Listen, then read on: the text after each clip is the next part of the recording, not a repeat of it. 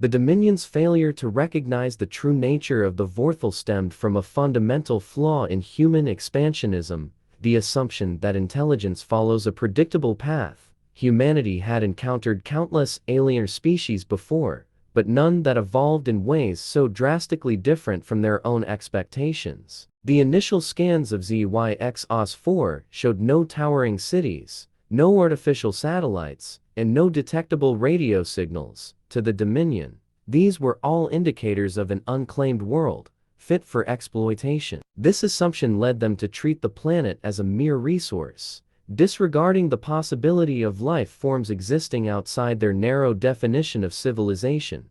They did not consider that intelligence might not require sprawling infrastructure, or that a species could evolve beyond the need for technology as humans understood it. The Vorthal had integrated their biology with their environment, developing a form of communication and warfare that was entirely alien to human perception. The first mining operation should have been a warning. The seismic disturbance triggered an immediate response, yet the Dominion perceived it as an anomaly rather than a sign of a structured defense. By the time the Vorthal retaliated, it was too late to reassess the situation. The Dominion had already crossed a line they didn't even know existed. This failure highlights the inherent danger of applying one's own logic and experiences to an unfamiliar entity.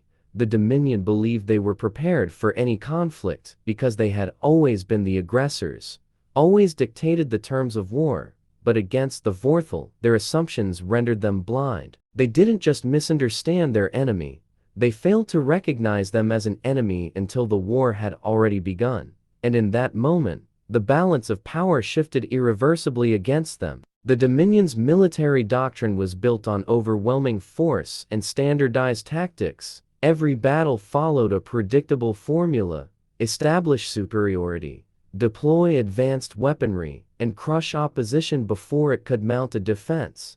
Against lesser developed civilizations, this strategy worked flawlessly, but against the Vorthal, it led to disaster. The Vorthal were not a stagnant species bound by rigid military traditions. Their entire existence revolved around adaptation, not just biologically, but technologically and strategically. The moment the Dominion's energy weapons were fired, the Vorthal recalibrated, shifting their molecular structures to absorb and redirect the attack. When projectile weaponry was introduced, their exoskeletal plating hardened at an atomic level, making each new assault less effective. Every engagement provided them with data, and within minutes, their responses evolved beyond what any Dominion strategist could predict. In contrast, the Dominion relied on brute force rather than flexibility. Their fleet formations, weapon systems, and battle strategies had remained largely unchanged for centuries because they had never encountered an opponent capable of challenging them in such a way.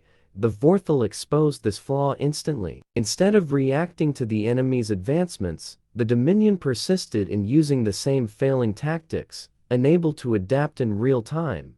What was once an overwhelming show of strength became a futile struggle against an enemy that never fought the same way twice. This war was not just about firepower, it was about evolution versus stagnation. The Vorthal had no fixed strategies because they didn't need them. Each battle refined their capabilities. The Dominion, however, clung to outdated doctrines, believing their past victories guaranteed future success. But against an enemy that was always changing, always improving.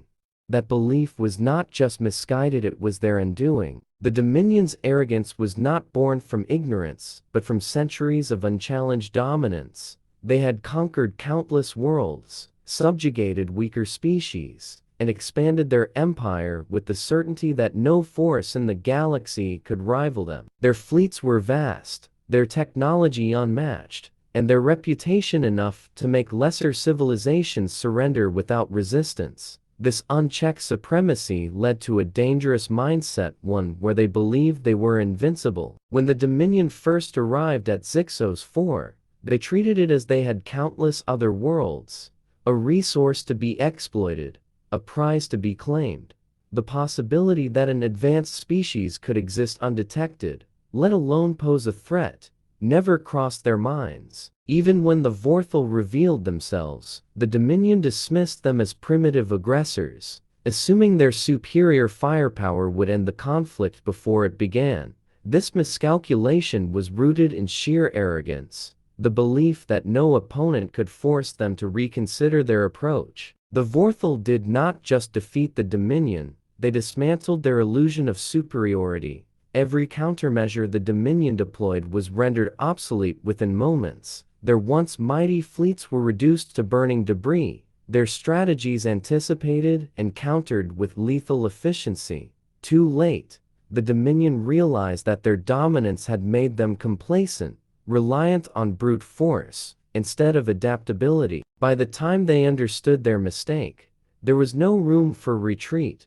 The Vorthal were not merely defending their world, they were eradicating a threat they deemed unworthy of existence. The Dominion had spent centuries believing they were the ultimate power in the universe, but in a single catastrophic battle, they learned the cost of that arrogance. It was not just their defeat, it was their extinction.